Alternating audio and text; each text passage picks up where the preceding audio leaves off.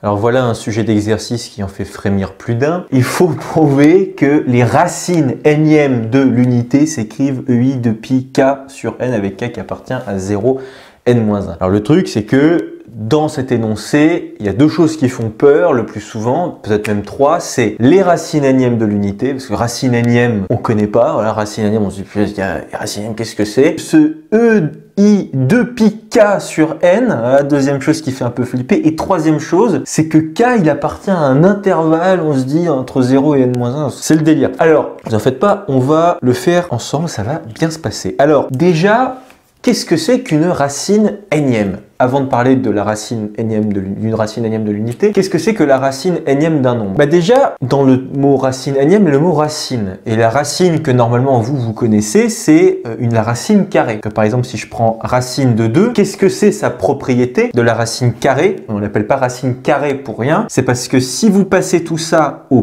carré, justement, ça vous donne le nombre qui est ici. La racine carrée de 2, quand vous la passez au carré, ça s'annule, on va dire, et ça vous ressort 2. Mais là, vous êtes avec une racine carré. Mais il existe d'autres racines. Il existe par exemple des racines dites cubiques. Vous prenez la racine cubique cette fois-ci de 2 et vous rajoutez simplement un petit 3 ici. Alors je suis d'accord avec vous, là dans le racine de 2, là la racine carrée de 2, il n'y a pas de petit 2 ici. Mais ça aurait très bien pu être une convention parce que ça aurait été tout à fait légitime de faire apparaître le petit 2 ici. Mais comme c'est la racine carrée, c'est aussi la racine de 2, on dit plus simplement la racine de 2, et bon on le prend comme ça. Alors la racine cubique de 2, qu'est-ce que c'est que sa propriété? Bah, c'est que si vous la passez cette fois-ci au cube, ça vous donne 2, etc., etc., etc. Et après, qu'est-ce que c'est que la racine énième de 2? Et ben, c'est ce nombre-là, c'est la racine de 2 avec un petit n ici. Et quelle est la propriété de ce nombre? C'est que quand vous le passez à la puissance n, ça vous ressort 2. Et donc on comprend assez bien ce que c'est que la racine énième d'un nombre quand on réfléchit simplement à ce que ça signifie. Vous voyez, la racine énième de 2, c'est simplement un nombre qui, lorsque vous le passez à la puissance n, ça vous ressort 2. Mais alors le truc, c'est que nous, ce qui nous intéresse, ça n'est pas tellement la racine énième de 2, c'est la racine énième de l'unité. L'unité, c'est quoi? C'est 1. Donc ce qu'on cherche en fait, c'est les racines énièmes de 1.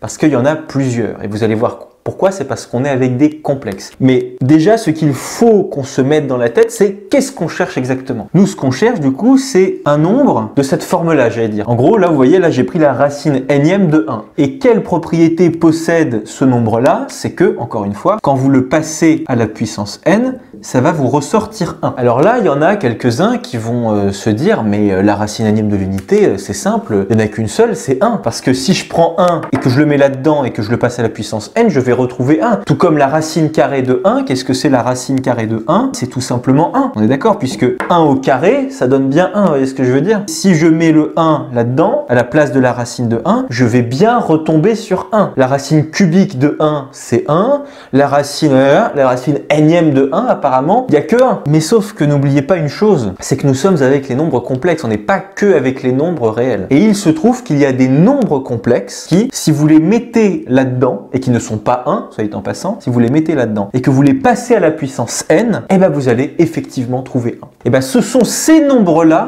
qu'on va chercher. Et on nous demande de prouver qu'ils ont cette forme-là. Ça veut dire qu'en réalité, à la fin, on va trouver que si vous prenez un truc comme ça, EI de pi k le tout divisé par n, vous allez retomber sur 1, avec k qui appartient à 0 n-1. Mais alors, comment va-t-on faire pour déterminer là cette forme EI de pi k sur n avec k qui appartient à 0 n-1? Pour l'instant, nous, on n'a pas ça, on nous demande d'arriver à ça. Bon, ça, c'est un nombre complexe, ok? C'est un nombre complexe qu'on pourrait appeler z. Donc en réalité, on va partir du fait que nous, ce qu'on cherche, c'est un nombre complexe qui, à la puissance n, donne 1. Nous, ce qu'on cherche, c'est un nombre complexe z, tel que passé à la puissance n, ça me donne 1. À la fin, on va trouver que z, c'est bien EI de pi k divisé par n, mais pour l'instant, on part de ça. Mais il y a une chose quand même assez intéressante, c'est que ce EI de pi k sur n, bon, certes c'est un nombre complexe, mais a fortiori, il est sous la forme exponentielle. Z ici, on pourrait se dire, on pourrait le remplacer par sa forme algébrique, par sa forme trigonométrique ou bien par sa forme exponentielle. Mais qu'est-ce qu'on va choisir? Parce que là, vous voyez, quand on a ça, on ne peut pas vraiment avancer, à part passer à la racine énième des deux côtés, ça ne va pas nous avancer à grand chose. Donc ce qu'il faut, c'est choisir de transformer z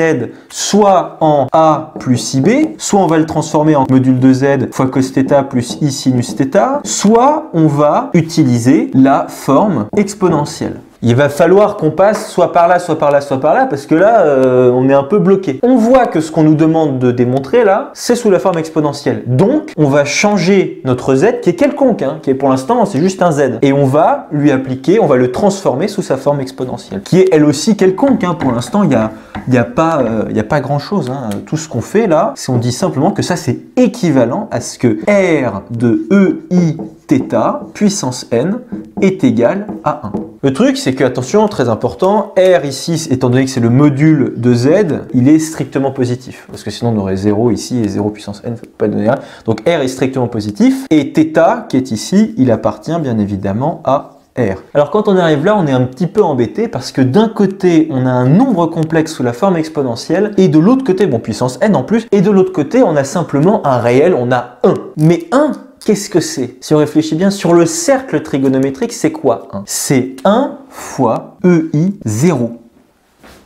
Et oui. Alors pourquoi est-ce que je fais ça? C'est parce que d'un côté, j'ai un module fois un nombre complexe sous la forme exponentielle, et de l'autre côté, j'ai simplement 1. Mais 1, ça ne nous avance pas à grand-chose. Là, je vais faire apparaître une forme exponentielle. Je vais faire apparaître un module, qui est 1 ici, fois un point sur mon cercle trigonométrique, qui est EI 0. C'est très très important. Hein. Le point 1, il est juste là. Lui, c'est EI 0. Parce que comme ça, on va pouvoir faire une comparaison, j'allais dire, entre ça et ça. Alors, j'efface ça, mais c'est très important. Donc ça, qu'est-ce que ça veut dire exactement? Là, vous avez une puissance n, on va la rentrer là-dedans, c'est-à-dire qu'en réalité, le R, il va être affecté par la puissance n, et le Iθ, ça donnait INθ, est égal à 1 fois EI 0. On peut même enlever cette parenthèse-là, ça ne nous sert plus à grand-chose. Donc le module de z puissance n fois EINθ est égal à 1 fois EI 0. Alors pourquoi diable avoir fait apparaître ce EI 0? Eh bien c'est parce que là, je ne sais pas si vous avez remarqué, mais on a maintenant l'égalité entre deux nombres complexes. Là, on voit bien qu'on a l'égalité entre un nombre complexe et un autre nombre complexe, qui sont, soit dit en passant,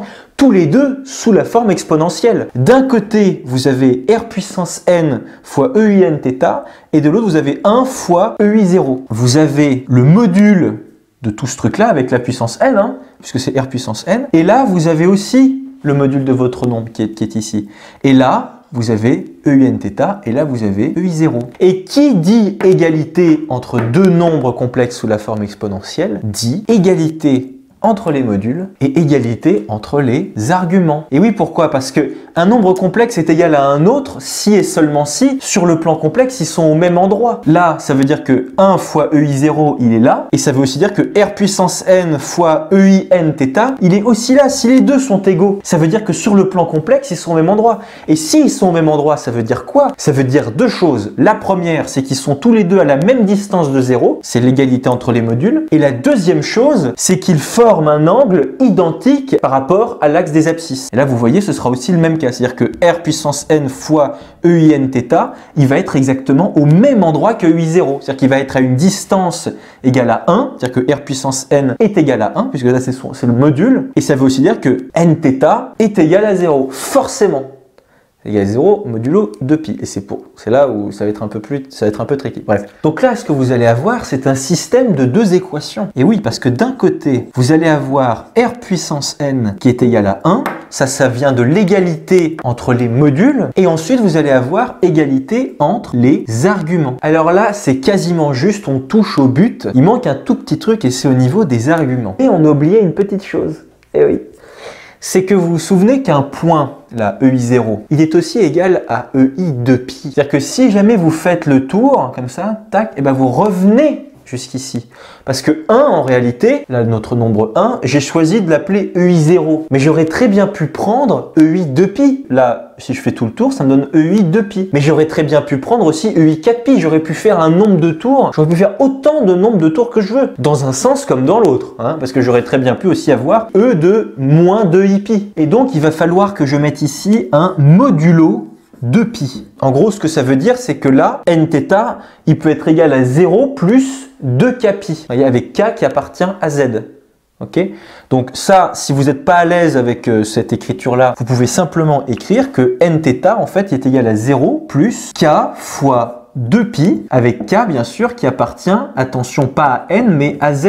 Et ça encore une fois, ça vient du fait que EI0, je l'ai choisi j'allais dire arbitrairement parce que c'est le plus simple, mais j'aurais très bien pu prendre EI2pi, EI4pi, EI8pi, EI1000pi, EI moins 10 000 pi. Du moment que j'ai du 2pi à l'intérieur, vous voyez, bah du coup, ça fonctionne. K, il appartient à Z. Donc, nθ, il est égal à 0 plus K fois 2pi avec K qui appartient à Z. Alors là, en ce qui concerne le module, on est d'accord que là, j'ai R puissance n est égal à 1. Et bien là, je vais simplement faire une chose, c'est que je vais passer à la racine nème des deux côtés. Mais alors, attention, attention, là, on est face à des réels. On n'est pas face à des complexes, parce que sinon on pourrait se dire « Ah punaise, mais là j'ai la racine nème de l'unité, donc il faut que je refasse absolument tout ce que je fais. » Non, non, non, ne vous en faites pas. Un R ici, c'est un réel, et on le considère en tant qu'un réel. Donc la racine nème de 1 en tant que simplement un réel, c'est juste 1. Racine nème de 1, j'ai tout passé à la racine nème, et la racine nème de 1, qu'est-ce que c'est tout simplement? C'est 1. Vous voyez, bon, je vais simplifier ici. Et alors en dessous, et qu'est-ce qu'on a en dessous? On a nθ est égal à 0 plus 2kpi, si vous voulez, avec k qui appartient à z. Et bien là, ce qu'on va faire, c'est qu'on va diviser simplement par n des deux côtés. Et donc, ça va nous donner que θ est égal à 0 plus k fois 2pi, le tout divisé par n avec k qui appartient à z. Génial! Donc, ça veut dire qu'il s'écrit sous quelle forme notre z? On a trouvé que son r est égal à 1, donc c'est-à-dire, je vais l'écrire ici, et e, i, et notre θ, il est égal à quoi? Il est égal à 2pi fois k, alors, c'est parti, 2pi fois k, le tout divisé par n. Mais c'est génial, c'est ce à quoi on voulait arriver, vous voyez? Alors le 1, on peut le virer. Z est égal à EI de pi fois k, le tout divisé par n. Alors c'est pas trop mal, hein, on est arrivé à la bonne formule, j'allais dire, mais il manque quand même quelque chose. Et cette chose, c'est que k, il doit appartenir à 0 n-1, alors que nous, notre k, il appartient à z. Vous voyez, le k qui est là, qui est le même qu'ici, k, il appartient à Z. Donc ça pose quand même un sérieux problème.